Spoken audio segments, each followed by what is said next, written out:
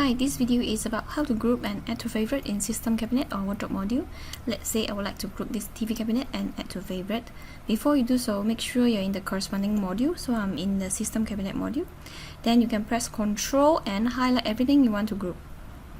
Hold the Ctrl key and you can click on selected object to deselect or add selection. Then press Ctrl and G button to group. When you see the blue frame, that means they are grouped now.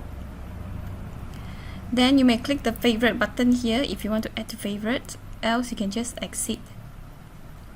So now I will click the favorite button and choose the category I want to add and confirm. You may add a new category by clicking on this add new category, put a name and confirm, then select the new category and confirm. So now let's say I delete this group. You can just go into favorite, choose the category and lay out the group.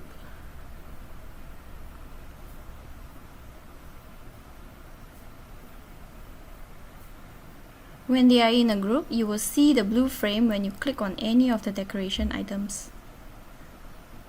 In order to edit the items separately, you need to press Ctrl and B to ungroup and confirm. Alright? That's all for now. Thank you.